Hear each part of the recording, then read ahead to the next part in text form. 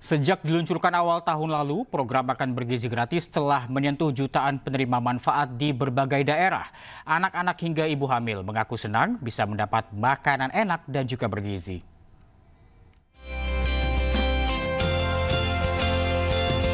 Sejak diluncurkan pada Januari 2025, program makan bergizi gratis telah menjangkau jutaan penerima manfaat. Mulai dari siswa TK, SD, SMP, SMA, hingga ibu hamil di berbagai daerah.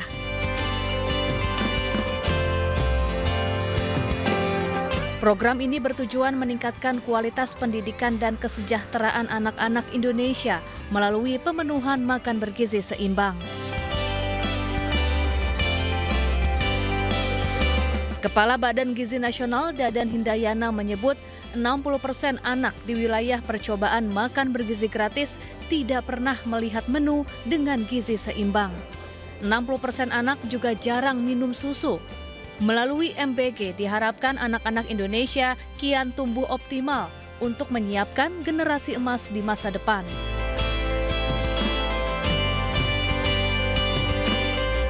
Ya, jadi ini kan program makan bergizi tidak hanya bagaimana memenuhi komposisi gizi, kandungan kalori, dan lain-lain, tapi juga edukasi ya.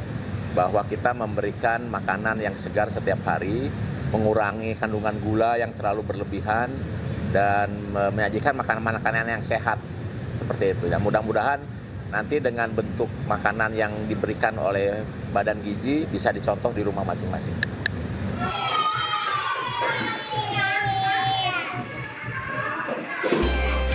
Sementara itu, sejumlah siswa sekolah dasar di Kulon Progo, Yogyakarta mengaku senang mendapatkan makanan enak dan bergizi di sekolah. Dek, makannya enak enggak, Dek, makanannya, Dek? Enak. Enak. Lauknya apa aja itu? Ada apa? Lauknya apa? Sayur, ayam, sama tempe. Terus apa lagi itu? Sama ada pisang. Ada pisang. Seneng nggak, Dek, makan ini, Dek? Senang. Kalau biasanya, kalau bawa, biasanya seperti ini nggak? Enggak. Enggak. Enak mana dengan yang bawa sendiri, Dek? Enak ini. Enak ini. MBG juga dinilai memudahkan para orang tua sehingga tak perlu menyiapkan bekal makanan untuk anak-anaknya di sekolah. Selain itu, anak-anak terhindar dari perilaku jajan sembarangan. Adapun target penerima manfaat MBG yakni 82,9 juta orang hingga akhir tahun ini. Tim Liputan iNews melaporkan. Di Arafah, Muzdalifah, dan Mina terus dilakukan. PPIH Arab Saudi kembali menerapkan skema murur dan tanazul untuk mengurai kepadatan dan melindungi jemaah.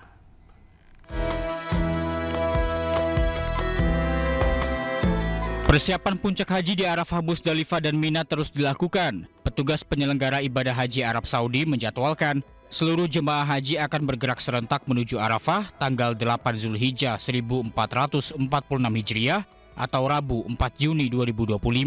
Diprediksi cuaca panas ekstrim akan menyelimuti Arafah saat pelaksanaan wukuf nanti. Jemaah diminta tetap berada dalam tenda saat pelaksanaan wukuf mulai pukul 10 hingga 4 sore waktu Arab Saudi. Untuk mengurai kepadatan dan melindungi jemaah lansia, disabilitas, dan beresiko tinggi pada saat mabit di Muzdalifah, petugas haji kembali menerapkan skema murur yang terbukti efektif pada penyelenggaraan haji tahun lalu. Murur merupakan skema pergerakan jemaah haji dari arah Arafah menggunakan bus yang hanya melewati Muzdalifah tanpa turun dari kendaraan.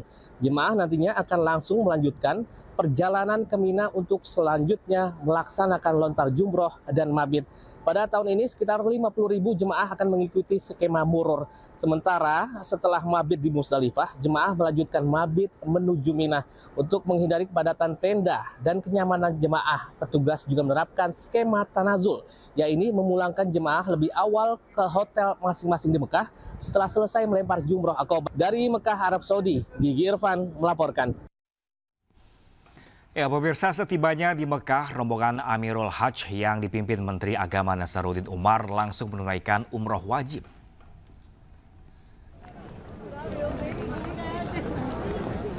Rangkaian ibadah dimulai dari tawaf mengelilingi Ka'bah sebanyak 7 kali disusul dengan sa'i dari Bukit Safa dan ke Marwah serta ditutup dengan tahalul. Kehadiran Amirul Hajj menjadi tanda dimulainya misi kenegaraan dalam mengawal pelaksanaan ibadah haji tahun ini. Menak mengimbau seluruh jemaah untuk menjaga nama baik Indonesia selama menjalankan ibadah haji di Tanah Suci.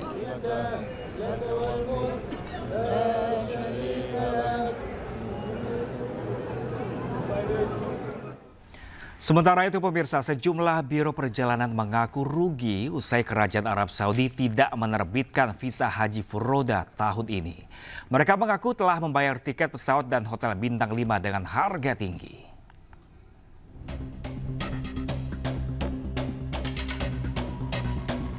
Asa ribuan calon jemaah haji furoda untuk menunaikan rukun Islam kelima tahun ini pupus sudah.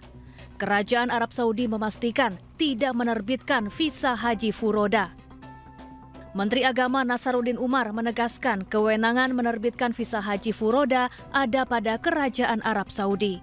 Namun pihaknya akan terus membangun komunikasi dengan Arab Saudi untuk menyelesaikan hal ini. Soal visa haji furoda itu Pak belum terbit? Iya, lagi kita menunggu Saudi. Itu kan di luar kewenangan kami ya. Tapi kami akan bantu, insya Allah. Sudah komunikasi terkait dengan Basnas? Haji reguler atau khusus, apakah sudah semua atau belum? Reguler sudah, visa ini juga sudah. Tinggal furoda dengan. Pak, proses berarti sudah selesai semua ya, Prof? Ya, untuk tugas kita sudah. Sementara itu, sejumlah biro perjalanan haji mengaku merugi atas keputusan Arab Saudi. Banyak dari travel yang telah kadung membayar tiket pesawat dan hotel bintang 5 dengan harga tinggi. Kita benar-benar sangat prihatin ya, dengan banyaknya jamaah-jamaah yang memang jamaah haji yang memang ikut program paket furoda atau mujamalah ini. Ya tentunya yang daftar ke furoda atau mujamalah ini itu banyak dari golongan orang-orang yang mampu. Nah, mereka juga ingin bagaimana bisa haji di tahun ini. Haji furoda adalah salah satu jalur haji yang diakui Undang-Undang Penyelenggaraan Ibadah Haji dan Umroh. Haji furoda tidak memakai kuota pemerintah Indonesia atau reguler, namun berangkat atas undangan Kerajaan Arab Saudi. Biayanya pun fantastis, mulai dari 200 juta rupiah hingga hampir 1 miliar rupiah per orang. Selain mendapat fasilitas mewah, jemaah juga tak perlu antre bertahun-tahun dan bisa berangkat di tahun yang sama dengan tahun pendaftaran. Tim Liputan iNews melaporkan. Sementara sejumlah selebritas tanah air yang telah mendaftar haji furoda tahun ini juga batal berangkat ke Tanah Suci. Mereka diantaranya Ruben Onsu, Kimberly Ryder, dan Teuku Wisnu.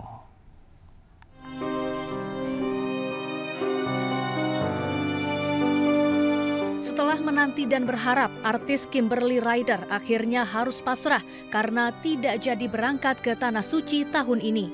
Kimberly mengaku pengurusan visa haji furodanya memang terbilang rumit. Hingga akhirnya ia menerima kabar bahwa visa haji furoda tidak diterbitkan Arab Saudi. Belum lama menjadi mu'alaf, presenter hiburan Ruben Onsu juga belum mendapat kesempatan untuk terbang ke Tanah Suci tahun ini. Di media sosial pribadinya, Ruben bahkan sudah membagikan momen acara pengajian sebelum keberangkatan. Namun ia masih harus bersabar karena belum menjadi tamu Allah di tahun ini. Sebelumnya, Ruben mengaku mendapat hadiah perjalanan haji furoda dari sebuah travel besar sehingga tidak mengeluarkan biaya untuk berhaji. Aktor Teuku Wisnu juga jadi salah satu dari ribuan calon jemaah haji furoda yang batal berangkat ke Tanah Suci tahun ini. Meski kecewa, Teuku Wisnu mengaku ikhlas dan pasrah. Para calon jemaah haji furoda Indonesia pun berharap ada kepastian terkait penjadwalan ulang keberangkatan ke Tanah Suci. Tim Liputan iNews melaporkan. Di balik raga yang tak biasa, tersimpan semangat yang luar biasa. Meski mengalami obesitas, seorang jemaah haji asal Balikpapan menginjak tanah suci, menaklukkan keterbatasan dengan kekuatan hati.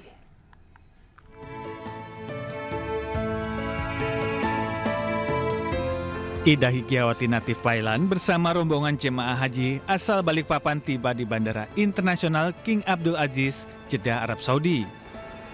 Dengan bobot tubuh mencapai 165 kg, Ida mendapatkan perlakuan khusus dari petugas haji atau PPIH di Bandara Jeddah.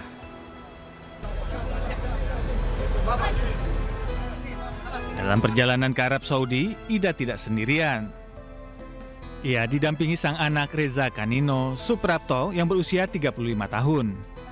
Dengan senyum penuh syukur dan dukungan dari petugas haji dan jemaah lainnya, Ida membuktikan cinta kepada Allah Subhanahu wa Ta'ala tidak mengenal keterbatasan fisik. Senang banget, alhamdulillah, banyak yang membantu, banyak juga yang menyokong, banyak yang menyokong, membantu, ngasih semangat. Yang tapi juga bantuan Allah lah, pasti. Perjalanan Ida Higyawati bukan hanya tentang menunaikan ibadah haji, tapi juga tentang menaklukkan keterbatasan dengan kekuatan hati. Dari Jeddah, Arab Saudi, Ramdhani, iNews melaporkan. Jelang Idul Adha, pemirsa, berbagai cara unik dilakukan penjual hewan kurban dalam menarik perhatian pembeli.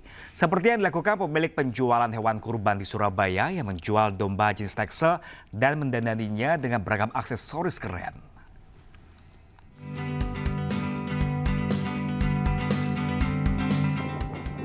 Tidak hanya kambing, pemilik penjualan hewan kurban yang ada di Jalan Mendokan Semampir, Kecamatan Sukolilo, Surabaya ini menjual domba-domba jenis teksel yang dikenal berbulu lebat dan gemoy. Menggemaskan dan lucu. Setelah pemilik mendandaninya dengan beragam aksesoris unik, seperti diberikan pakaian yang sporty lengkap dengan kacamata sport. Domba-domba kurban ini semakin menarik dengan adanya kalung lonceng dan tali kekang yang berwarna-warni.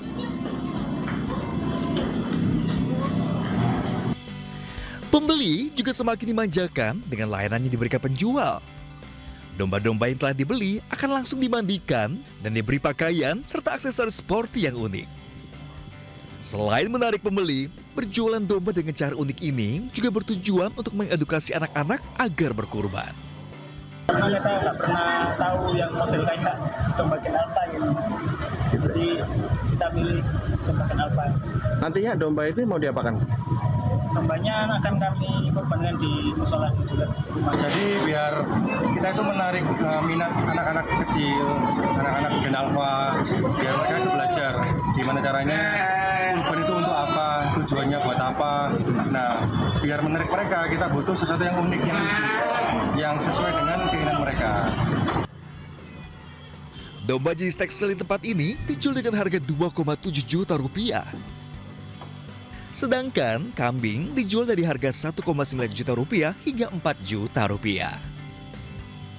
Dari Surabaya, Jawa Timur, Yuda Prawira, iNews melaporkan.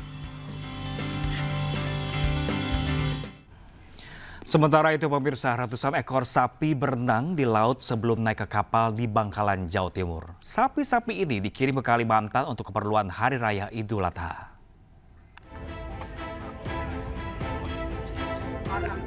Sapi-sapi ternak ini siap dikirim dari pelabuhan tradisional Telaga Biru, Kecamatan Tanjung Bumi, Bangkalan ke berbagai pelabuhan di Kalimantan. Sapi-sapi ini pun harus berenang dulu di pinggiran pantai menuju perahu nelayan, sebelum kemudian dimasukkan ke kapal kayu besar di tengah yang akan mengantarkan mereka ke berbagai pelabuhan tujuan. Permintaan hewan kurban menjelang Hari Raya Idul Adha memang cukup tinggi dari luar Madura, seperti dari Banjarmasin dan Pontianak. Harga per ekor sapi pun bervariasi tergantung ukuran atau bobot sapi. Harga sapi kisaran terendah dari 15 juta sampai 25 juta. Itu memang tiap tahun rutin ya untuk jelang Idul Adha, Mas? Rutin, bahkan sebelum Idul Adha itu ada pengiriman juga ada. Ternak dari Madura itu kenapa katanya? Untuk sapi, kan daging sapi Madura ini termasuk daging yang istimewa lah, yang paling enak. Setiap kapal bisa mengangkut antara 100 hingga 200 ekor sapi, tergantung dari jenis dan ukuran kapal pengangkutnya. Dari Bangkalan, Jawa Timur, Taufik Syahrawi, Ainis melaporkan. Ribuan buruh hari ini berunjuk rasa di istana menuntut pemerintah berantas ilegal impor untuk mencegah PHK. Selengkapnya sesaat lagi pemirsa, tetap bersama kami di Aisyah.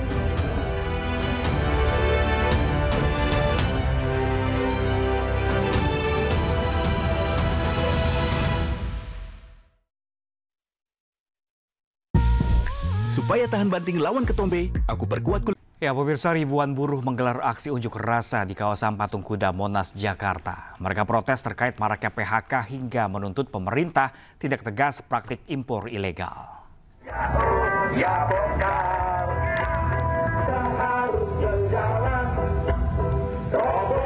Masa buruh yang tergabung dalam Konfederasi Serikat Pekerja Nusantara memulai aksi dengan long march dari kawasan Gambir menuju Patung Kuda dan berakhir di depan Istana Negara. Mereka membawa spanduk dan poster yang berisikan tuntutan pencabutan Undang-Undang Cipta Kerja serta penolakan terhadap praktik impor ilegal yang dinilai menyebabkan gelombang PHK di berbagai sektor industri. Selain itu, para buruh juga menyoroti kebijakan pemerintah yang dinilai tidak berpihak pada pekerja, serta mendesak adanya perlindungan hukum yang lebih kuat bagi buruh di Indonesia. Aksi demo ini juga menyebabkan pengalihan lalu lintas di beberapa ruas jalan di sekitar Istana Negara.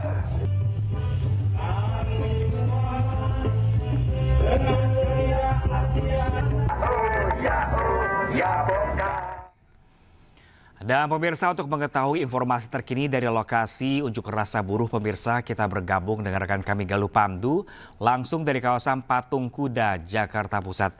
Selamat siang rekan Galuh, seperti apakah dan berapa jumlah massa buruh yang turun hari ini ke lapangan?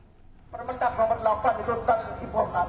Ya, selamat siang, Prab dan pemirsa. Ribuan pekerja buruh dari Konfederasi Pekerja Nusantara ini melakukan aksi long march dari kawasan Gambir menuju ke kawasan Patung Kuda Monas, Jalan Medan Merdeka Selatan. Dan saat ini mereka sedang mendengarkan orasi yang disampaikan oleh Presiden Konfederasi Pekerja Serikat Pekerja Nusantara atau KSPN di kawasan Patung Kuda Monas, Jakarta. Ada beberapa tuntutan utama yang disampaikan adalah tolak ilegal impor karena di bidang ilegal impor tekstil, garmen, sepatu ini dianggap merugikan produksi dalam negeri, kemudian cegah PHK serta lindungi hak buruh. Kemudian ada pun rincian tuntutan yang disampaikan dalam aksi long march kali ini adalah berantas praktik impor ilegal dan hukum pelaku-pelakunya, revisi Permendak nomor 8 tahun 2024 sebagai wujud janji Presiden Prabowo karena Permendak tersebut dianggap merugikan industri padat karya, lindungi korban PHK dan pastikan hak pesangon sesuai aturan, buat kebijakan melindungi industri dan pekerja, serta perkuat penegakan hukum terhadap pelanggaran ketenagakerjaan dan impor. Saat ini orasi dari Presiden KSPN telah berlangsung, yaitu dari Ristandi. Mereka menuntut atau menyuarakan mengenai kebijakan yang dilakukan oleh Presiden Prabowo Subianto, yang mana Presiden berjanji untuk merevisi Permendak nomor 8 tahun 2024 yang dianggap merugikan industri padat karya, mengingat bahwa kini industri padat karya dalam negeri bersaing dengan produk-produk impor yang harganya murah sehingga mereka tidak mampu bersaing dan berakibat pada sejumlah PHK yang terjadi di Indonesia. Sementara itu, apabila melihat konteks situasi atau krisis industri padat karya di Indonesia, ada 60 perusahaan tutup atau mengalami efisiensi, ratusan ribu pekerja terkena PHK, dan PHK besar-besaran berlanjut akibat melemahnya pesanan atau order atau melemahnya daya beli masyarakat, persaingannya tidak sehat dengan produk-produk impor yang didapat dengan harga terjangkau, banyak korban PHK yang juga belum menerima hak pesangon, sehingga kehidupan keluarga buruh makin terpuruk.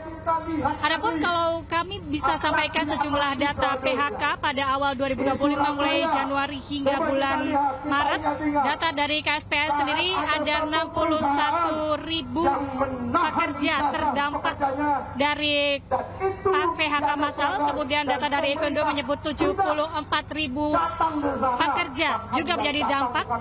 Sementara ini cukup berbeda dengan laporan yang disampaikan oleh Kemenaker, yaitu dengan 26.000 saja yang dilaporkan pekerja terdampak. Artinya kemungkinan besar ini masih akan atau masih begitu banyak data-data pekerja yang belum bisa atau belum terlaporkan secara sistematis di laporan yang sudah dilakukan, karena ada pula sejumlah pengusaha-pengusaha atau perusahaan yang tidak melaporkan karena melakukan PHK untuk melindungi citra perusahaan dan juga untuk melindungi dari sistem perbankan yang mereka jalani.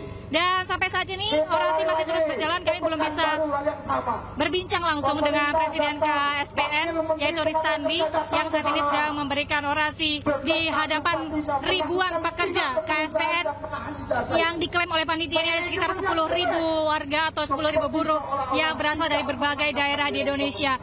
Dan aksi ini adalah long march yang mereka sudah berkumpul sejak pukul subuh tadi pukul 5, kemudian melakukan aksi long march dan berjalan menuju ke kawasan area Patung Kuda di tempat saya berdiri kali ini.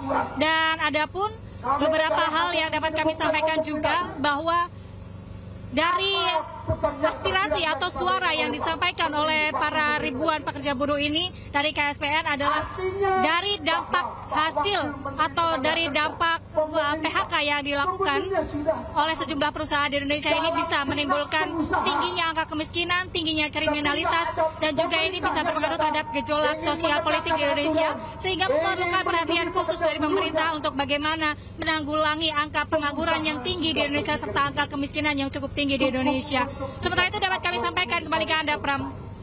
Galuh Pandu terkait agenda Long March hari ini, apakah benar nanti masa akan menuju ke kawasan Istana Negara atau hanya berpusat di kawasan Patung Kuda saja? Pram, kami tidak bisa begitu mendengar jelas suara Anda, tapi namun kami dapat sampaikan bahwa aksi Long March ini dilakukan dari kawasan Stasiun Gambir menuju ke kawasan Patung Kuda di area Monas saja, kemudian diarahkan oleh sejumlah petugas dari kepolisian, petugas gabungan untuk melakukan aksi di area Monas saja, sehingga mereka tidak melakukan aksi menuju ke Istana Merdeka karena ini juga berbenturan dengan kebutuhan masyarakat publik untuk menggunakan jalan di kawasan Jalan Medan Merdeka Barat maupun Medan Merdeka Selatan. Dan aksi ini juga ada sejumlah petugas, sekitar 1.500 petugas gabungan dari Brimob, kepolisian, Polda, Polres untuk mengawal dan juga mengamankan aksi ini. Pram. Baik, Galuh Pandu melaporkan langsung dari kawasan Patung Kuda Jakarta. Terima kasih dan selamat bertugas kembali. Pemirsa, Hari Lahir Pancasila tahun 2025 dengan tema memperkokoh ideologi Pancasila menuju Indonesia Raya diperingati oleh PDI Perjuangan. Sejumlah kader PDIP hadir di halaman Masjid At-Taufik, Jakarta Selatan. Dan kita akan memulai upacara hari ini. Upacara berlangsung hikmat dipimpin anggota DPR RI fraksi PDI Perjuangan Saiful Hidayat. Hadir pula Wakil Gubernur Jakarta Rano Karno, politikus Ganjar Pranowo, Tri Risma Harini, Krisdayanti, dan sejumlah kader PDIP. Pesan tema peringatan Hari Lahir Pancasila memperkokoh ideologi Pancasila menuju Indonesia Raya, memperkuat pondasi bangsa.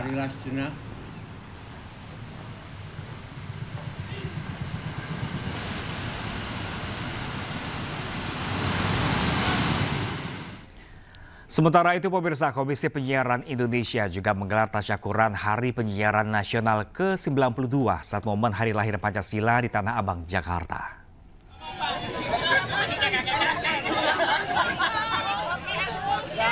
Hari Penyiaran biasa digelar setiap tanggal 1 April, namun kali ini sengaja digelar bertepatan dengan Hari Lahir Pancasila. Acara diisi dengan pemotongan tumpeng dan fun walk atau jalan santai sekaligus kampanye penyiaran berkualitas. Di era disrupsi media, Ketua KPI Ubaidillah menyebut jalan keluar harus dicari bersama-sama untuk mempertahankan penyiaran berkualitas.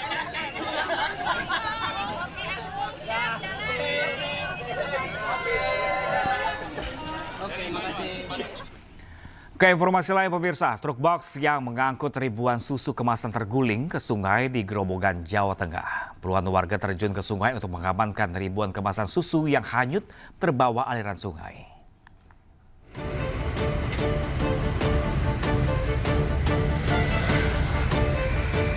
Truk bermuatan ribuan kemasan susu yang melaju dari arah Surabaya menuju Semarang, Jawa Tengah, terguling ke dalam sungai di Desa Tinanding, Kecamatan Godong, Grobogan, Jawa Tengah.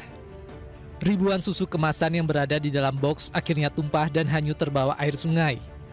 Sopir truk yang dibantu warga berusaha terjun ke sungai untuk mengamankan susu kemasan yang masih bisa terselamatkan. Sementara itu, beberapa warga lainnya berusaha menjarah susu yang mengapung di sungai dan dibawa pulang. Saat melintas di lokasi, ban belakang truk oleng sehingga truk tidak bisa dikendalikan. Kondisi jalan yang masih gelap membuat pandangan sedikit terganggu sehingga truk berhenti di bahu jalan yang miring hingga terguling ke sungai. Malam-malam warga jalan biasa. Kayak belakangnya mumbul. Gitu. Bagian kanan. Dia kan berhenti kan gini. Petugas mendatangkan kren untuk mengevakuasi truk dari dalam sungai. Alat berat yang didatangkan harus ekstra hati-hati saat mengangkut truk untuk meminimalisir muatan tidak tumpah ke sungai lagi. Kita evakuasi bersama warga sekitar dan teman-teman untuk kita masukkan di mobil patroli kita, Pak. Untuk kondisi supir gimana, Dan? Untuk kondisi supir, alhamdulillah selamat. Akibat kecelakaan ini, kerugian ditaksir mencapai ratusan juta rupiah. Ya pemirsa, 2 oknum kepala desa di Ngawi, Jawa Timur ditangkap polisi usai mengedarkan uang palsu saat belanja di minimarket. Polisi juga menangkap 3 tersangka lainnya yang terlibat dalam penyebaran uang palsu.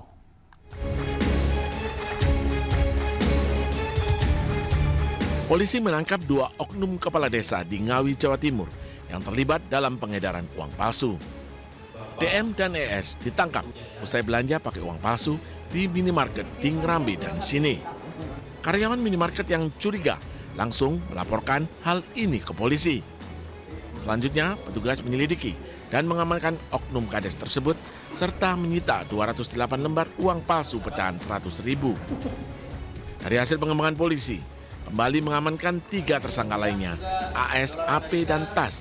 Berikut barang bukti ribuan lembar uang palsu. Yang diamankan dari tersangka TAS yaitu 5.040 lembar rupiah palsu pecahan 100.000, 4 lembar rupiah palsu pecahan 50.000, 1.000 lembar Brazilian real palsu pecahan 5.000 Brazilian real, 91 lembar dolar Amerika pecahan 50 dolar, 90 lembar dolar Amerika pecahan 100 dolar. Petugas menghimbau kepada masyarakat untuk lebih teliti dengan menerapkan 3D, dilihat, diraba, dan diterawang. Kini, para tersangka dijerat dengan pasal 3637 dan 26 Undang-Undang RI nomor 7 tahun 2011 tentang mata uang palsu atau pasal 245 KUHP dengan ancaman maksimal 15 tahun penjara. Dari Ngawi, Jawa Timur, Asfi Manar, iNews melaporkan. Masih di iNews Siang bersama saya Reza Siregar. Pemirsa, di hari terakhir momen libur panjang memperingati kenaikan Isa Al-Masih, arus lalu lintas di kawasan Simpang Gadok, Bogor, Jawa Barat ramai lancar baik dari arah Jakarta menuju Puncak maupun sebaliknya.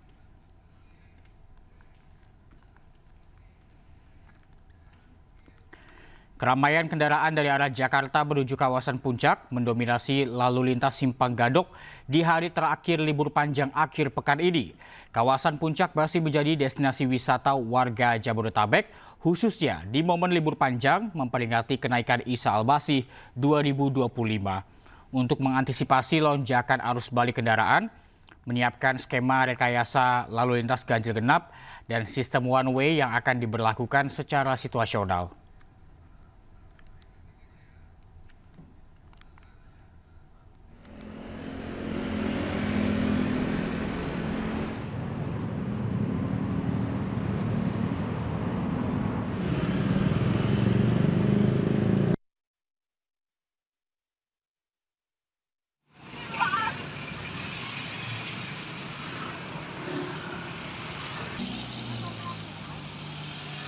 Lembang, Bandung Barat, Jawa Barat ini ramai.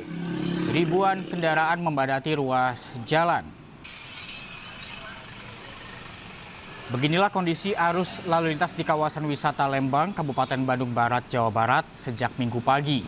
Para wisatawan mengunjungi kawasan wisata Lembang untuk menghabiskan waktu libur panjang kenaikan Isa Al-Masih. Sejumlah objek wisata dan penginapan pun ramai. Untuk mengurangi kemacetan, petugas melakukan rekayasa lalu lintas di sejumlah titik kepadatan seperti di kawasan Beatrix dan juga di alun-alun Lembang.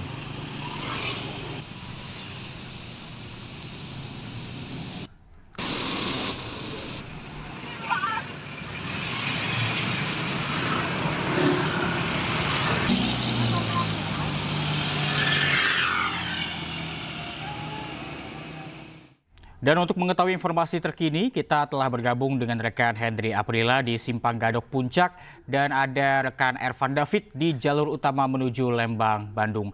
Kita ke Hendri terlebih dahulu. Selamat siang, Hendri. Bagaimana situasi arus lalu lintas di sana?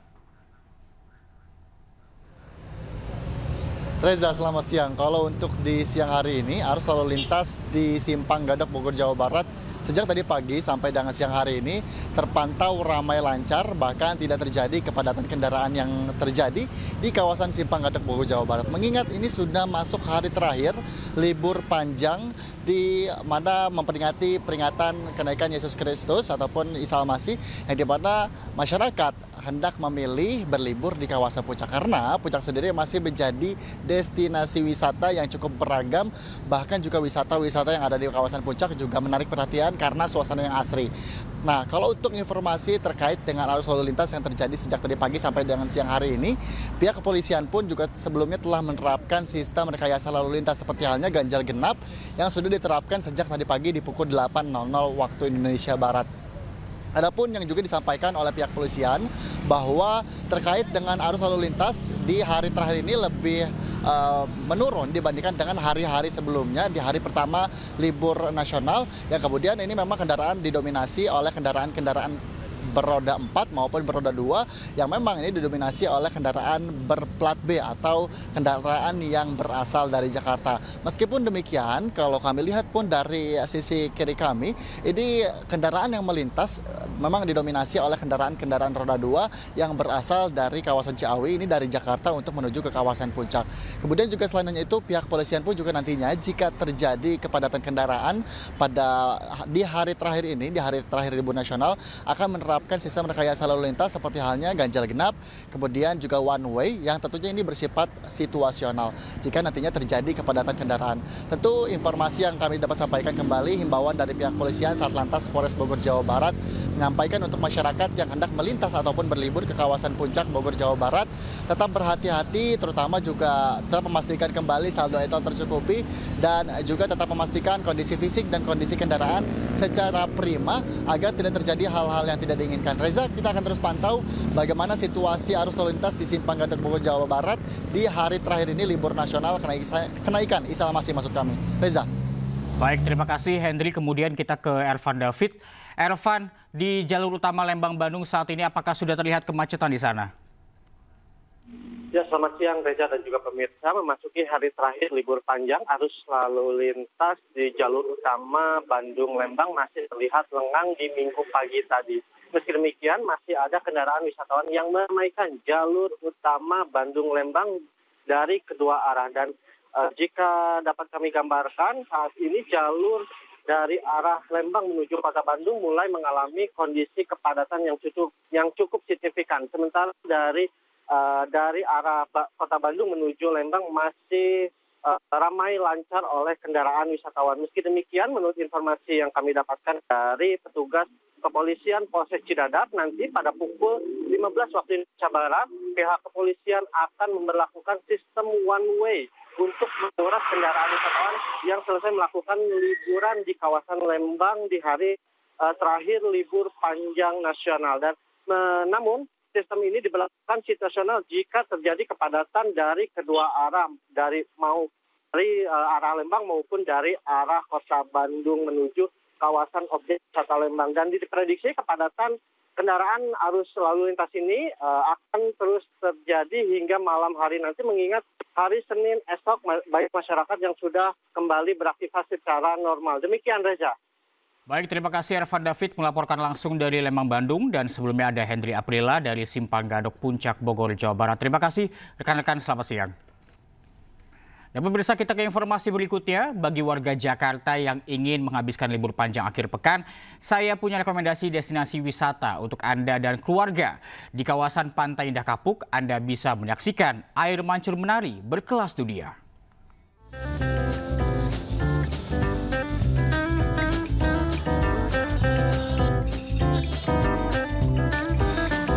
Jakarta tidak pernah kehabisan tempat wisata. Di Pantai Indah Kapuk, Jakarta Utara, Anda bisa menikmati penampilan air mancur menari. Air mancur menari yang berlokasi di Batavia Peak, Jakarta Utara, dimulai setiap hari dari Senin hingga Minggu pada sesi pertama pukul 18.45. Namun setiap Sabtu dan Minggu, air mancur menari kelas dunia ini digelar sebanyak 3 sesi, yaitu 18.45, 20.15, dan terakhir pada pukul 22 waktu Indonesia bagian Barat. Pengunjung Batavia Peak dapat menikmati air mancur menari secara gratis tanpa dipungut biaya.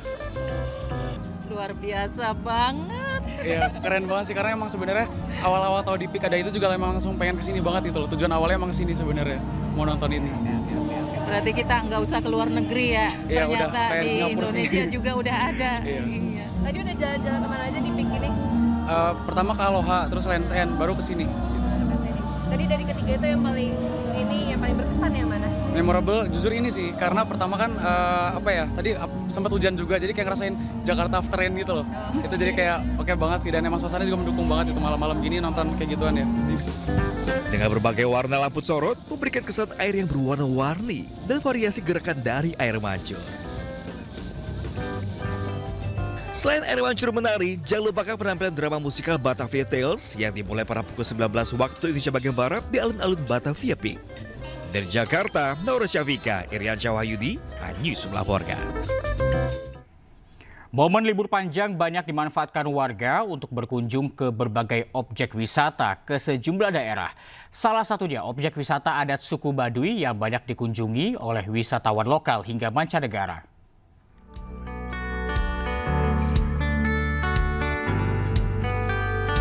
Objek wisata adat suku Baduy yang berlokasi di Desa Kadekes, Kecamatan Leuwidamar, Kabupaten Lebak, Banten, ramai dikunjungi wisatawan lokal hingga mancanegara. Tadi mau dibawa. Iya, sorry. Para pengunjung yang datang ke objek wisata Baduy mulai dari orang tua, remaja, dan anak-anak untuk memanfaatkan libur panjang. Para pengunjung memilih objek wisata Baduy dikarenakan suasana alam yang masih asri dan keanekaragaman budaya yang masih dipegang teguh warga adat. Karena yang pertama lebih dekat dari Jakarta. Terus banyak juga yang penasaran sama budayanya, sama sejarahnya. Jadi it's okay untuk mencoba. Oh gitu.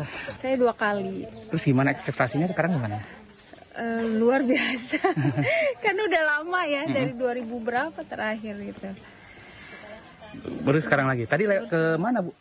Sampai ke ujung jembatan. Tak hanya itu, para pengunjung pun bisa melihat dan membeli hasil kerajinan tangan yang dibuat sendiri oleh warga Baduy sebagai oleh-oleh. Dari Lebak, Banten, Iskandar Nasution, iNews melaporkan. MNC Peduli berpartisipasi dalam kegiatan gelaran usaha kecil dan menengah pada Trade Expo 2025 di Gedung Smesco, Kementerian UMKM Jakarta. Salah satu tujuan Corporate Forum for CSR Development menggelar acara ini, yakni untuk meningkatkan daya saing UMKM Indonesia ke pasar global. Kegiatan Bina Mitra UMKM dari CFCD Chapter Jakarta menggelar ajang UKM IKM Trade Expo 2025 di Gedung Smesco, Kementerian UMKM Jakarta. Selain pameran produk, gelaran ini juga menyuguhkan talk show yang memberikan pengetahuan strategis, akses pasar, dan jaringan internasional kepada pelaku UMKM IKM. Event yang mengusung tema UKM IKM menembus pasar global, memahami peluang, menjawab tantangan ekspor, juga menjadi upaya dalam mendorong daya saing UKM dan IKM Indonesia di pasar internasional. Kita akan mendorong tergantung dari level usahanya. Bagi yang belum pernah ekspor, kita dorong confidence-nya apakah bisa menurut ekspor. Bagi yang sudah pernah ekspor, kita juga mendorong untuk memperluas pasar ekspor. Kita harap ini menjadi satu hikmah untuk bisa bangkit dan menginisiasi bahwa kita sebetulnya ada solusi lain dalam hidup sebagai wirausahawan. MNC Group melalui program MNC Peduli menampilkan hasil karya usaha mikro dari binaan pemberdayaan wanita dengan mengambil tema Perempuan Berkarya yang berlangsung di Trade Expo 2025. Pada gelaran yang diinisiasi CFCD ini, MNC Peduli tampilkan produk kerajinan daur ulang sampah plastik. Dibina oleh MNC itu dari tahun 2022. Kami memproduksi limbah atau daur ulang dari kemasan-kemasan yang ada di belakang itu kami kerjakan untuk lebih bermanfaat. Saya pikir memang kekuatan MNC kan di media ya gitu loh. Bagaimana UMKM kita bisa dipromosikan sampai ke kancah internasional karena biasanya orang akan ngetop kalau memang promosinya digencarkan. UKM IKM Trade Expo 2025 diharapkan menjadi jembatan baik CFCD, pemerintah hingga pelaku UMKM untuk meningkatkan daya saing ke pasar global. Dari Jakarta, Ade Firmansyah, iNews melaporkan. Pemirsa, Presiden Prabowo Subianto menerima utusan Perdana Menteri Inggris urusan pendidikan di kediaman Prabowo di Hambalang, Bogor, Jawa Barat.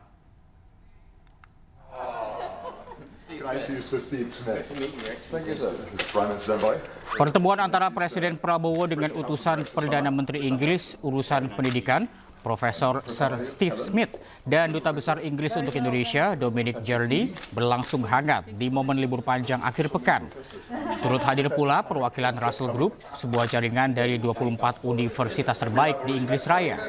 Pertemuan membahas sejumlah langkah strategis untuk meningkatkan kemitraan antara kedua negara, salah satunya antar perguruan tinggi.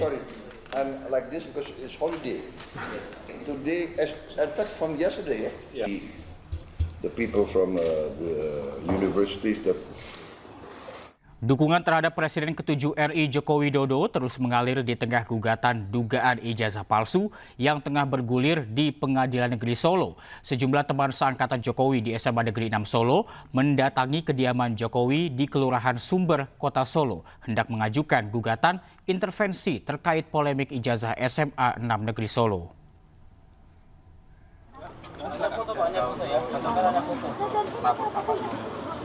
Kedatangan teman Jokowi dan perwakilan dari SMA 6 karena mereka tidak menerima terdampak polemik ijazah Jokowi. Mereka akan melakukan gugatan intervensi atas gugatan ijazah palsu Jokowi.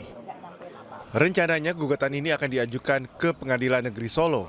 Gugatan intervensi dilakukan pada perkara yang digugat Muhammad Taufik. Kedatangan kami ke sini adalah dalam rangka untuk mohon izin, kami akan melakukan gugat intervensi atas gugatan yang dituduhkan kepada Pak Jokowi bahwa ijazah SMA-nya Pak Jokowi itu adalah palsu. Tentunya kami ini sebagai dulunya adalah alumni atau siswa, kami ini juga punya produk ijazah SMA 6 yang sama dengan yang dimiliki oleh teman-teman yang pada saat itu lulus di tahun 1980. Sementara itu, kuasa hukum para teman Jokowi, Wahyu Theo, akan segera melayangkan gugatan ini dan mengikuti proses persidangan. Jadi di gugatan intervensi itu kepentingan kami menjaga marwah SMA 6, menjaga marwah alumni teman-teman SMA 6, dan kami mengajukan gugatan selaku pihak yang juga merasa kepentingannya dirugikan dengan ada gugatan. Para teman sekolah Jokowi ini merasa terpanggil, terutama untuk menjaga marwah serta kehormatan dunia pendidikan. Dari Solo, Jawa Tengah, Septiantoro, iNews melaporkan. Ahli digital yang juga terlapor dalam kasus dugaan ijazah palsu Jokowi meminta agar gelar perkara khusus secara terbuka. Selain itu, Roy Suryo juga akan melaporkan penyidik Barreskrim Polri ke Kompolnas.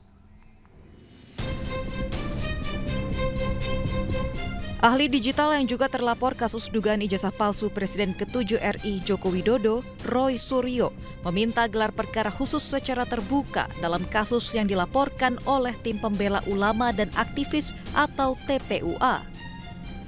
Selain itu, setelah melapor ke Komnas HAM, Roy Suryo juga berencana melaporkan penyidik Bareskrim Polri ke Komisi Kepolisian Nasional atau Kompolnas karena dinilai tidak transparan dalam menangani aduan dugaan ijazah palsu Presiden RI ke-7 Joko Widodo. Kompolnas pun menyatakan siap menerima laporan dari Roy Suryo CS. Kami mendukung semua pihak termasuk pelaporan nanti dari TPUA kepada Kompolnas ya, kemudian kepada pihak-pihak lain yang mungkin diperlukan. Jadi insya Allah semua ini akan membuka wacana masyarakat, membuka pengetahuan masyarakat, dan yang penting adalah kejujuran dan kenegarawanan. Itu yang paling penting untuk membongkar skandal ijazah palsu ini. Menurut Roy Suryo, ia mendukung pelaporan TPUA kepada Kompolnas agar membuka pengetahuan masyarakat agar skandal ijazah palsu bisa terbongkar. Tim Liputan iNews melaporkan. Pemirsa, Kemenaker menerbitkan aturan baru yang melarang diskriminasi berbasis usia dalam lowongan kerja yang tertuang dalam surat edaran Menteri Ketenagakerjaan. Hal itu dilakukan agar proses rekrutmen bisa berjalan objektif dan adil, sehingga peluang pekerjaan bisa semakin terbuka bagi siapa saja. Memang dibutuhkan atau diperlukan mengingat karakteristik atau sifat pekerjaan tertentu yang secara nyata berkaitan dengan usia. 2, tidak menyebabkan hilangnya atau berkurangnya kesempatan memperoleh pekerjaan bagi masyarakat secara umum. Harapan saya jelas ya. Ketentuan ini juga berlaku bagi tenaga kerja penyandang disabilitas, yang mana proses rekrutmen tenaga kerja juga harus dilakukan tanpa diskriminasi dan berdasarkan pada kompetensi dan kesesuaian dengan pekerja. Sebelumnya, sulitnya masyarakat mencari pekerjaan menjadi perhatian pemerintah.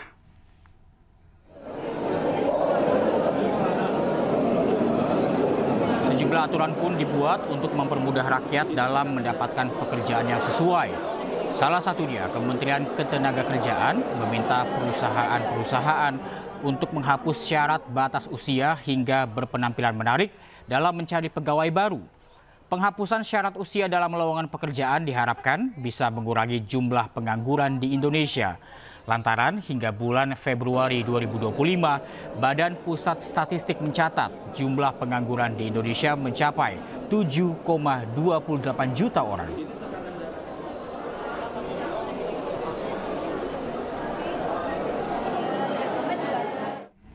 Kita ke informasi lain, pemirsa. Polisi menangguhkan penahanan belasan mahasiswa Trisakti tersangka kasus demo ricuh di Balai Kota Jakarta.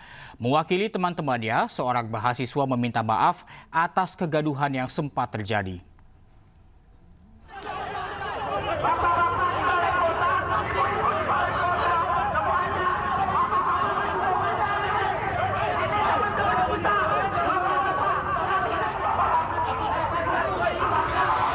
Mahasiswa Trisakti Muhammad Amar meminta maaf usai penahannya atas kasus kericuan demonstrasi peringatan reformasi di depan Balai Kota Jakarta ditangguhkan.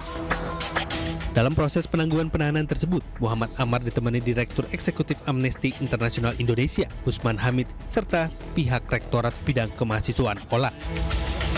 Setelah menandatangani berkas penangguhan penahanan, 16 mahasiswa yang sebelumnya ditetapkan menjadi tersangka dipulangkan dan kini mereka diwajibkan lapor diri. Sebelumnya saya dan juga teman-teman kemarin ingin meminta maaf atas kegaduhan yang telah terjadi di Balai Kota atas unjuk rasa yang telah kami lakukan. Sebelumnya polisi tetapkan 16 mahasiswa sebagai tersangka dalam kericuan demonstrasi peringatan 27 tahun reformasi 21 Mei 2025. Mereka ditahan atas dugaan pengeroyokan dan penganiayaan terhadap aparat polisi. Dari Tim Liputan iNews melaporkan. Pemirsa, Kejaksaan Agung membuka peluang memeriksa Nadiem Makarim terkait dugaan korupsi pengadaan laptop yang merugikan negara senilai 9 triliun rupiah. Sebanyak 28 orang saksi telah diperiksa oleh Kejaksaan. saya akan berjuang untuk kemerdekaan belajar. Kejaksaan Agung membuka peluang memanggil mantan Mendikbudristek Nadiem Makarim terkait kasus dugaan korupsi pengadaan laptop yang dinilai tidak efektif sebagai sarana pembelajaran. Hal itu disampaikan oleh Kapus Penkum Kejaksaan Agung Harli Siregar. Menurut Harli, hingga kini sudah ada 28 orang yang dipanggil dan diperiksa sebagai saksi atas kasus ini. Tak menutup kemungkinan, jika dibutuhkan maka Kejaksaan Agung akan memanggil Nadiem Makarim. Adanya dugaan korupsi ini kan adanya di Kemendikbud. Ada kemungkinan mantan Menteri Pendidikan ini dipanggil Pak Nadiem ini, Pak? Nah, kalau pertanyaannya demikian, maka siapa saja pun, ya, jika memang itu menjadi kebutuhan dalam pendidikan ini, kebutuhan penyidik, maka pihak-pihak yang terkait yang bisa membuat terang tindak pidana ini tentu bisa saja dilakukan pemanggilan dan permintaan keterangan. Karena tujuan penyidikan adalah membuat terang dari tindak pidana dan menemukan tersangkanya.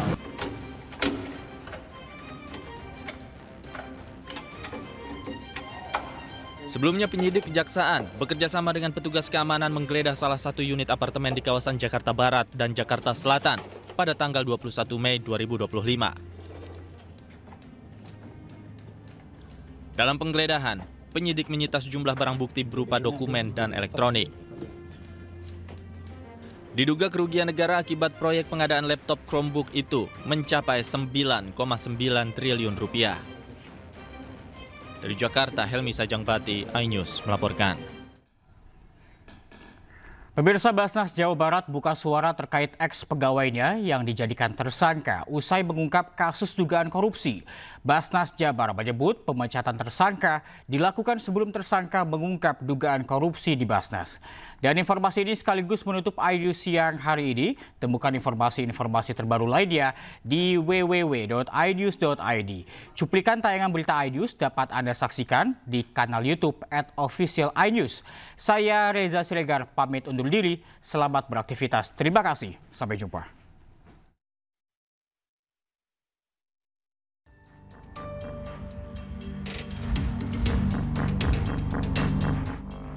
Badan Amil Zakat Nasional Jawa Barat membantah telah melakukan kriminalisasi terhadap mantan pegawainya Triyanto. Polemik ini mencuat saat Tri telah ditetapkan sebagai tersangka atas dugaan tindak pidana akses ilegal dan penyebaran dokumen rahasia milik Basnas Jabar. Wakil Ketua 4 Bidang SDM Administrasi Umum dan Humas Basnas Jabar Ahmad Faisal mengatakan pemecatan tersangka dilakukan sebelum tersangka mengungkap dugaan korupsi di Basnas. Nah, itu sama sekali tidak benar. Kenapa? Buktinya, faktanya, Saudara Triyanto diberhentikan tanggal 20 Januari 2023, ya, dan bukan karena dia melaporkan. Karena sebelum diberhentikan tidak ada urusan lapor-melapor. Dia tidak melakukan pelaporan apapun. Nah, sementara dia baru melapor ke berbagai pihak itu bulan Maret 2023. Nah, jadi logikanya kan nggak masuk. Jadi logikanya kalau misalkan dia dipecat karena melaporkan lah, dia dipecat dulu, baru dia melapor kemana-mana. Mungkin karena nggak terima.